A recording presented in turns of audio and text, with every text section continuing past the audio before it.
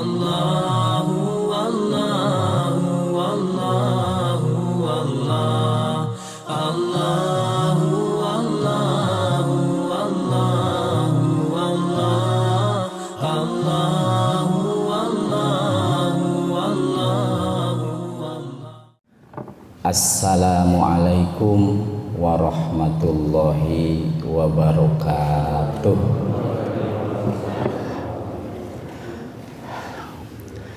Hamdan wa syukran lillah alladzi anzala as-sakinata fi qulubil mu'minin liyazdadu imanan ma'a imanihim. Ashhadu an la ilaha illallah wa ashhadu anna Muhammadan abduhu wa rasuluh. Allahumma salli ala Muhammad wa ala alihi wa ashabihi ajma'in. Qala Allah ta'ala fi kitabihil karim, a'udzu billahi minasy syaithanir rajim. Bismillahirrahmanirrahim.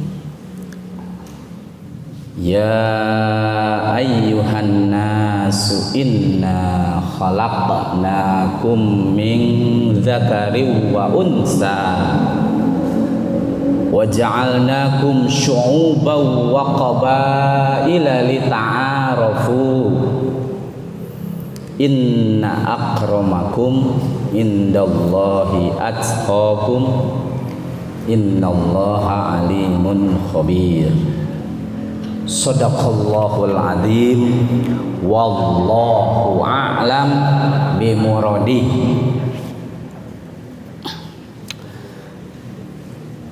Puji serta syukur marilah kita sama-sama panjatkan kehadirat Allah Subhanahu wa taala yang alhamdulillah pada malam hari ini, malam Ahad, kita bisa hadir di tempat ini, di tempat yang mulia ini, untuk melaksanakan salah satu kewajiban kita, yakni melaksanakan ibadah sholat maghrib.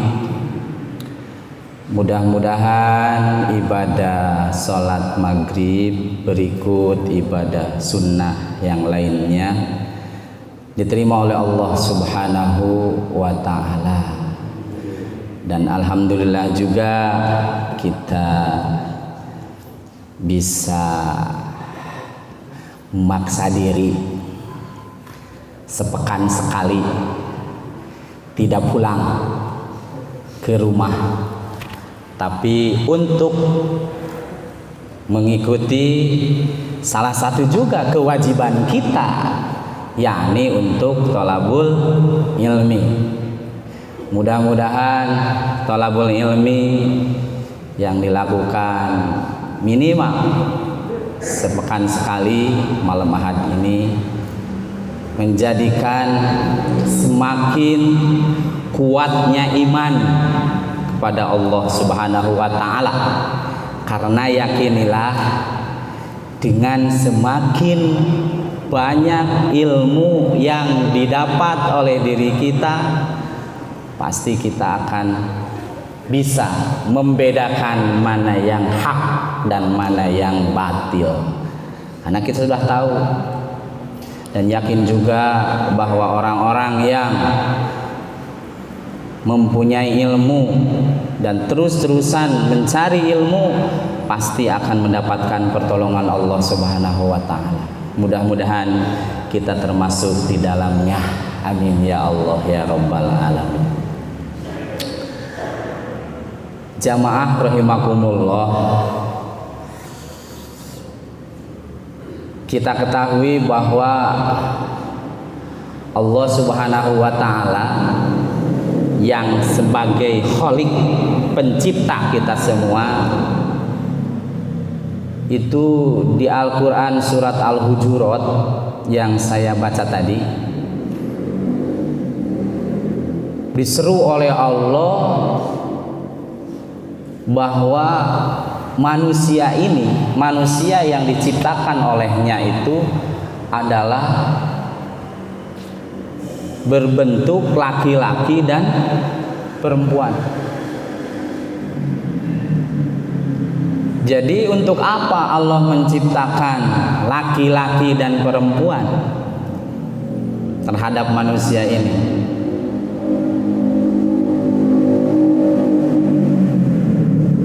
Allah menciptakan manusia laki-laki dan perempuan ini awalnya berasal dari jenis yang satu, kemudian Allah Maha tahu kebutuhan yang jenis yang satu ini, yaitu Nabi Adam alaihissalam, maka diciptakanlah istrinya, yaitu Sayyidati Hawa.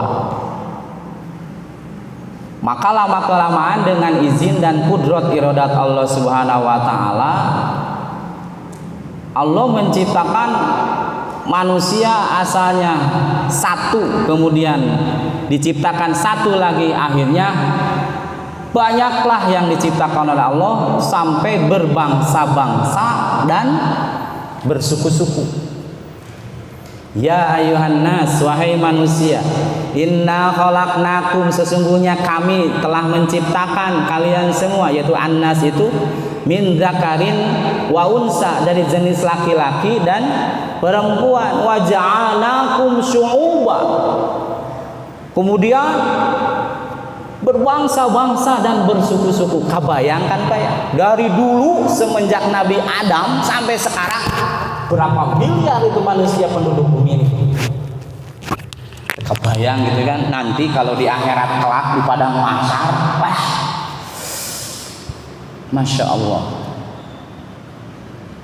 Untuk apa Allah menciptakan manusia atau laki-laki dan perempuan itu? Lita'arofu, untuk saling kenal mengenal satu sama lain. Makanya kalau sudah saling kenal mengenal, biasanya suka muncul yang namanya silaturahim. Jadi satu sama lain memunculkan yang namanya kasih sayang di antara manusia itu. Tapi kata Allah Subhanahu wa taala, dari berbagai bangsa-bangsa dan bersuku-suku ini tetap inna akramakum indallahi atqakum. Dari manusia yang banyak ini, yang paling mulia di hadapan Allah Subhanahu wa taala, mulia di dunia juga di akhirat, adalah hanya orang-orang yang bertakwa kepada Allah Subhanahu wa taala. Nah, sekarang urusannya kita dengan masalah takwa ini, bisa atau enggak? Karena kita ketahui takwa ini mudah sekali untuk diucapkan. Bahkan sampai orang berjanji dan bersumpah pun siap bertakwa, kan begitu. Nah, kalau kita sebagai umat Islam, umat yang beriman, siap bertakwa kepada Allah Subhanahu wa taala dalam artian imtisalu awamirillah wajtinabun nawahi. Siko ya kepada kita semua, siap melaksanakan apapun titah dan perintah Allah Subhanahu wa taala, dan siap juga menjauhi segala yang dilarang oleh Allah Subhanahu wa taala. Jadi memang pasangan siap meninggalkan yang dilarang oleh Allah, berbentuk keharaman dan perbuatan dosa. Kalau tahu haramun, tinggalkan.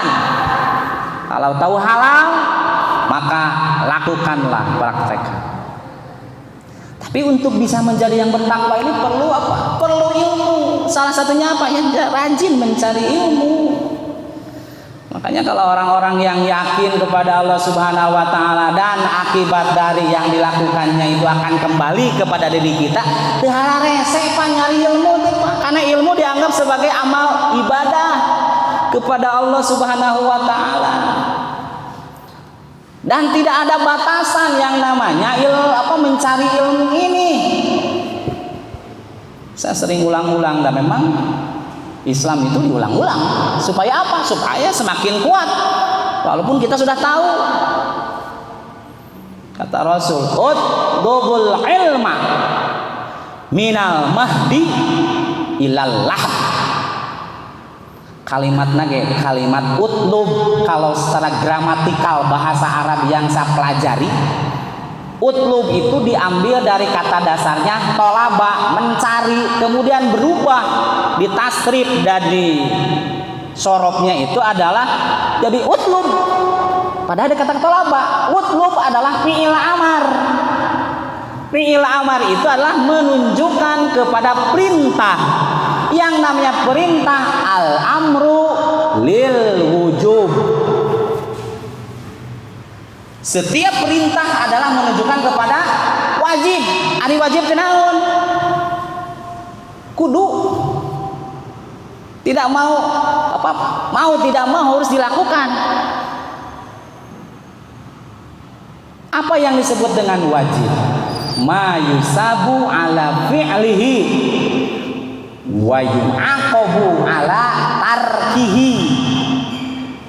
Berpahala, diberikan pahala ganjaran oleh Allah Subhanahu wa taala jika dilakukan, disiksa, berdosa jika ditinggalkan. Itu yang namanya wajib. Jadi resiko sebagai umat yang beriman kepada Allah Subhanahu wa taala, kita itu harus mendobrak diri, memaksakan diri, terus aja cari ilmu walaupun jamaah sekalian sudah tahu apa yang disampaikan oleh para asatidz. Dan yakinilah jamaah rahimakumullah yang disampaikan oleh para asatidz dari yang junior sampai kepada yang senior, yang belum populer dengan yang sudah populer, inti nama cuma satu. Seorang lemur abdi di kaki galunggung di Singaparna anger inti nama naon nitah bener nyarek salah sok denger inti nama ke situ saut sing balaner walaupun dalil nama beret ge anger nitah bener nyarek salah sing balaner hidup teh sesuai dengan apa yang dicontohkan oleh Nabi Muhammad Shallallahu Alaihi Wasallam. Jika orang sudah mengikuti Nabi Muhammad Shallallahu Alaihi Wasallam, pasti itu ikut kepada Allah Subhanahu Wa Taala. Hanya itu tujuan kita. Wa ma atakumur rasulu fahuduhu wa ma nahakum anhu fantahu.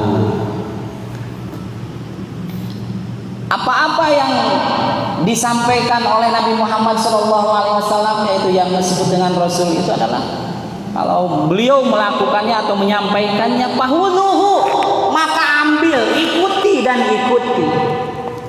Wa manahakum anhu fantahu, jika Rasul melarangnya, tinggalkan saja, kan begitu. Tapi ini perlu ilmu. Makanya sekali lagi jamaah rahimakumullah, ilmu ini adalah pupuknya iman. Maka wajar orang-orang yang melanggar aturan Allah Subhanahu wa taala dan juga Rasulnya pasti ngaji tara, ibadah sahayana, pantas kehidupannya itu dicabut oleh Allah keberkahannya itu. Kenapa? Dia tidak mau mendengarkan tentang ilmu Allah Subhanahu wa taala. Halal, mbah. Haram, mbah. Subhat remeng-remeng abu-abu, rumah saya itu. Nah, makanya jamaah rahimakumullah, saya ngajak kepada diri kalian sekalian, kalaupun saya kadang menyampaikan apa yang saya mampu, saya bersekuat tenaga, kalau ada waktu kesempatan, siapapun yang berbicara, jadi mustami gak apa-apa, walaupun saya sudah tahu gak apa-apa.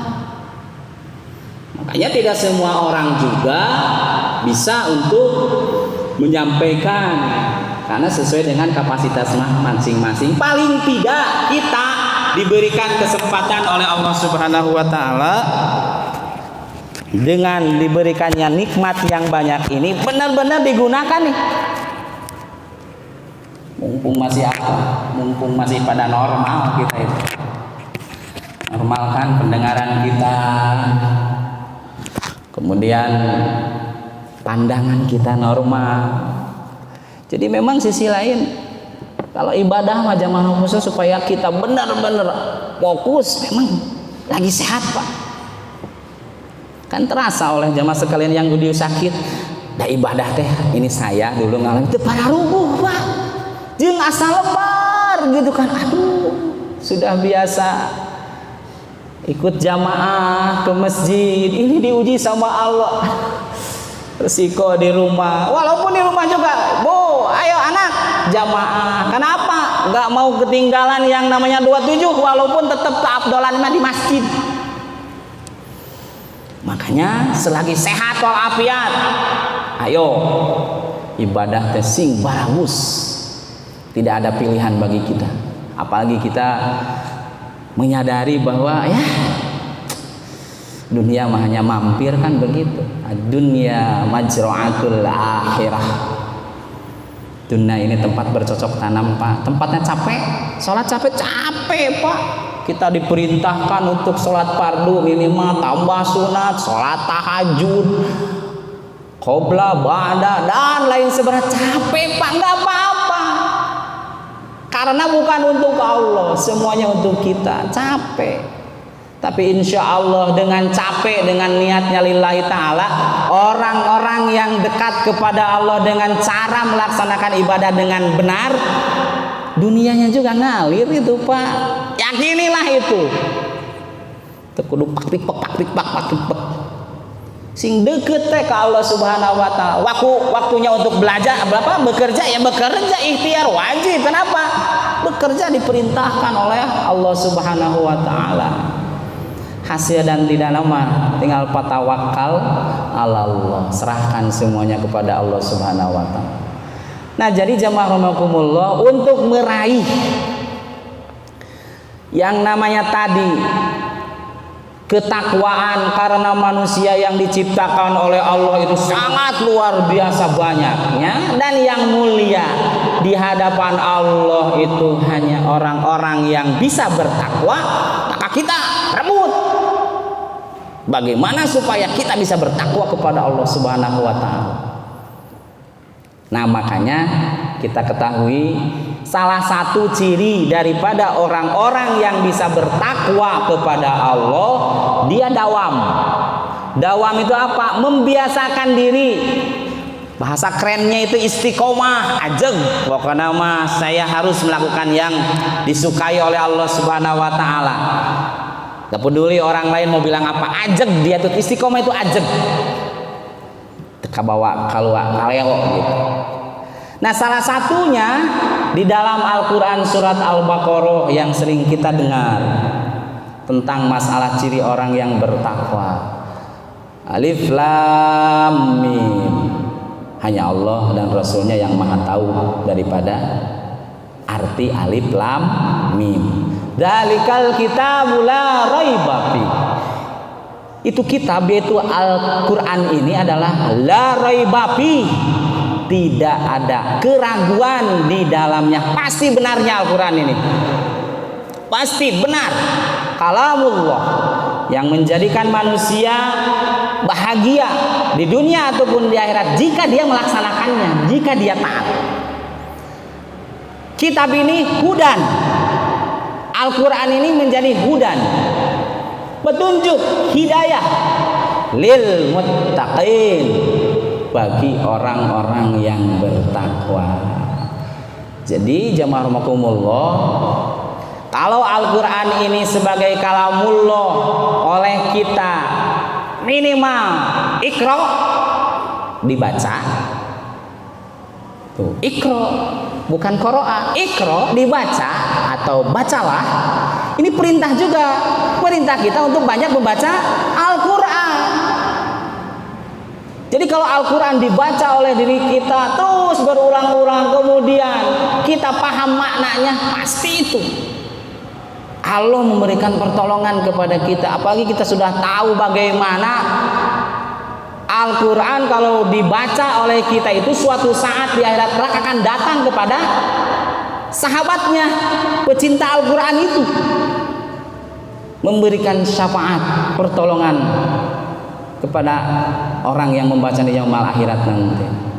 Makanya sebagai keyakinan kita yang disabdakan oleh Rasul, jangan bosan ketika kita iqra'ul Quran. Iqra'ul Quran fa innahu ya'ti yaumal qiyamah syafi'an li ashabihi. Bacalah Al-Quran, karena Al-Quran akan datang nanti di yaumul qiyamah memberikan syafaat pertolongan kepada orang yang membacanya atau kepada sahabat Al-Quran itu. Makanya saya ngajak jamaah rahimakumullah sing rajin ngaderes ya Mbak, ngaon deui atuh. Tidak alasan tidak bisa.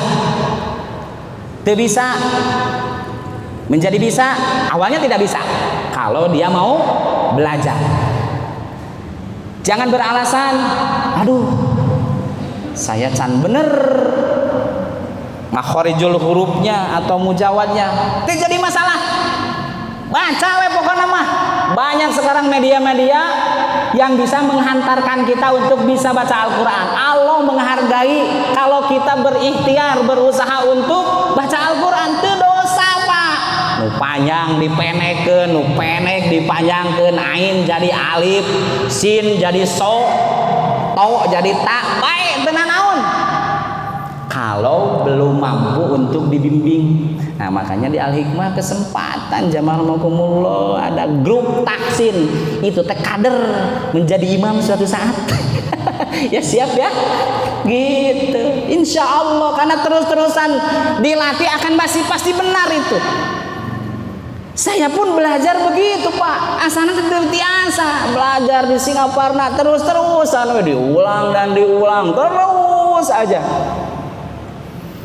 sampai mengenal yang namanya qiraah sab'ah, ya kan? Diulang dan diulang. Walaupun saya belajar qiraah sab'ah bukan untuk perlombaan, tidak, saya mah. Walaupun pernah dulu dipaksa ikutan untuk perlombaan musabaqah di tingkat desa, takdirkeun teh menang deh. Ingat teh Pak, punten ya mah akhirnya mah tenggiluan deui embung habis Syria cek. Dibere naon Pak, dikasih hadiah teh patlot sama teh sama buku. Ingat ya dulu, masya Allah zaman baheula teh keur kelas 6 SD. Nah jadi bacaan Al-Quran ini jamaah rahimakumullah harus diulang dan diulang, insya Allah bisa. Nu jelas kenapa dia tidak bisa baca, hiji penyakitna Al-Kasali. Terang Pak, Al-Kasali si kaslan tah penyakit kita mah. Ba'da maghrib teh si kasali teh datang ke kita teh atuh Pak. Termasuk ke saya sama, kalau tidak mau mendorak diri mah. Pak terang Al-Kasali. Mereka masjid Hoream malas baca Quran. Hoream malas gitu dah. Jadi kalau sudah punya penyakit hoream apapun tidak akan berhasil, termasuk untuk pi akhiratin. Pi duniaeun wae sok Bapak-bapak sekalian subuh gitu kan, atau belum bangun subuh gitu kan, ternyata udah jam 7 cep isina teh, bapak geus jam 7 can salat subuh nya cepet atuh cari nafkah jemput rezeki Allah. Hoream. Apa yang terjadi ketika berumah tangga seperti itu? Pasti berantakan Pak. Naon buka sakit tanggung jawab. Begitu. Makanya suami istri itu memang supaya nyaman, ditolong sama Allah, barokah teh. Kan kita kalau ada yang nikah kan suka mendoakan ya, barokallahu laka. Itu mendoakan supaya barokah, ditolong sama Allah, dan terus berumah tangganya itu berada dalam kebaikan, tambah kebaikan, saling nasihat menasehati. Makanya harus kerjasama antara suami dan istri supaya mendapatkan barokah tong masing-masing Pak. Ulah kerjasama teh dalam hal tertentu saja begitu kan, pi ibadaheun untuk akhirat juga harus kerjasama dengan baik, jangan ada saling mengkhianati satu sama lain, minimal di keluarga. Makanya sering mengungkap saya salah satu hadis Rasul itu ya, Pentingnya kerjasama supaya apa? Supaya tidak ada saling mengkhianati di antara orang yang bekerja sama itu. Kata Rasulullah Muhammad Sallallahu Alaihi Wasallam, anak, ini ungkapan Allah sebetulnya. Anak, saya, aku, kata Allah. Salisus syarikaini, menjadi yang ketiganya di antara yang berserikat. Kalau duaan bekerja samanya. Malam yahun ahaduhuma, sepanjang yang dua itu, kalau misalkan suami dan istri tidak saling mengkhianati. Nah ini Pak, aduh, kalau urusan dengan mengkhianati saya paling ngeri Pak. Kalau mengkhianati orang, menzolimi orang itu sering dibahas dirinya oleh para ustadz ya kan, yang saya dengar juga, saya udah tahu itu bagaimana akibat daripada orang-orang yang menzolimi orang lain dan mengkhianati orang lain. Kategorinya orang muflis, itu orang yang bangkrut amal solehnya, diambil itu kalau belum diselesaikan ketika di dunia. Makanya saya sering mengingatkan para jamaah sekalian itu ketika saya mengikuti yang namanya pelatihan, sampai mengempalkan ini 1, 2, 3. Ada yang ketika pantang berkhianat, pantang berkhianat, pantang berkhianat. Karena apa? Yaitu efek daripada menzolimi orang, mengkhianati orang, belum diselesaikan di dunia, itu akan ditagih nanti di yaumul akhirat, walaupun dia ahli ibadah, saum, zakat, haji, umroh berulang-ulang, tapi ngakhianati batur, jangan harap bisa selamat. Jangan Pak mengkhianati orang lain itu Pak, menzolimi orang lain itu. Termasuk apa? Kepada pamajikan kita. Supaya apa? Kalau bekerja samanya dengan baik, kata Allah Subhanahu wa taala, maka orang yang berkhianat itu akan dibimbing, orang-orang yang bekerja sama itu akan dibimbing oleh Allah Subhanahu wa taala. Kan malam yahun ahaduhuma, sepanjang orang-orang yang bekerja sama itu tidak saling mengkhianati. Selanjutnya hadis, fa idza khanahu kharajtu min bainihima. Apabila orang yang bekerja sama itu ada unsur pengkhianatan satu sama lainnya, kharajtu, aku, kata Allah, keluar dari orang yang bekerja sama itu, diantep sama Allah Subhanahu wa taala, tidak ditolong. Naudzubillahi min dzalik. Bisa jadi Pak, orang-orang yang berantakan itu rumah tangginya sampai kan terjadi naudzubillah perpisahan. Kenapa? Jauh dari agama, tidak mendekatkan diri kedua-duanya kepada Allah Subhanahu wa taala. Makanya jemaah rahimakumullah ya, saya ngajak kepada jemaah sekalian, gunakanlah dalam bekerja sama dengan istri itu urusan peruangan. Saya coba ya, karena ingat omongan emak juga, jadikan istri itu pabeasan. Naon sih Pak pabeasan teh? Ada istilah dalam bahasa Sunda, jadikan istri teh kanyut kunang gitu tah. Kan di bahasa Sunda ada istilah kanyut kunang teh. Jadi bendahara tentang keuangan, bikin kabeh duit biar ngelola dia. Saya coba Pak, bener. Makanya saya mah Pak, karena mawa duit saya mah paling berangkat minta teh jang ongkos di jang makan. Karena apa? Kalau laki-laki yang kurang iman, yakin kepada Allah, ngawogono duit Pak, godaannya itu luar biasa pasti itu mah Pak. Arek nu beriman kepada Allah atau ente oke. Kalau sudah punya harta dan tahta, loba kasus, banyak kasus seperti itu. Nah kekuatannya apa? Di duit. Maka saya mau mensiasatinya supaya teka godaku yang namanya yang diharamkan, ya tidak ada lagi kan godaan kita semua. Erek nu muda, erek yang junior atau yang senior juga tetep Pak, yang namanya hasrat syahwat mah itu pasti ada. Untuk apa? Untuk kenal kepada perempuan yang lain. Banyak kasus seperti itu Pak. Matak saya mah Pak, aduh, beker mah teu boga deh duit lagi tak tara mawa banyak gitu, udah secukupnya saja. Kenapa banyak rekan-rekan saya Pak ngagogono duit bawa ATM kan begitu Pak, awana makan bahkan bareng berdua. Rekan kerja kan gitu Pak, awana mah wah enggak ada apa-apa. Ingat kata Rasulullah, awewe lalaki bukan muhrim dua-duaan Nu katiluna saha? Ayo. Masih begitu. Perempuan pasti naon Pak, hayangna teh di jajanan, di balanjaan, kan begitu. Termasuk orang-orang yang sekarang itu kan menghindari memang dalinya itu daripada zina. Eta naon coba nari kasiri Pak, pamajikan nu di kolot di barejaan Pak, eta teh loba anu kitu Pak, ngabring gara-gara apa? Harta dan tahta. Makanya kita mah insyaallah Pak sering cari ilmu teh hayang oge tahan kan begitu Pak. Emang saya nggak mau gitu, mau Pak sarua cek saha normal saya teh Pak, hayang Pak nu anyar deui walaupun geus 2 kali anger hayang Pak. Saya masuk ngaheureun istri hayang teh acan cek gitu daripada sekarang banyak Pak lalaki nu lungguh tutut. Tahu lungguh tutut Pak, sawah sakotak kaider kabeh. Pura-pura alih. Kok gak ada pemajikan? Coba apa yang terjadi Pak? Jadi itu tadinya niatnya hayang barokah teh jadi berantakan kusorangan karena apa? Mengikuti hawa nafsu. Makanya insya Allah Pak, kalau orang-orang yang sering mencari ilmunya akan bisa mujahadah, akan bisa menahan diri. Hayang oge bisa menahan. Benar itu Pak. Kenapa? Yakin Allah sedang melihat kita. Wa huwa ma'akum aina ma kuntum. Dia Allah bersama kita di mana saja kita berada. Kalau orang yakin kepada Allah mah hayang oge enggak lah, kitu-kitu keneh. Paling gitu. Guli semperni.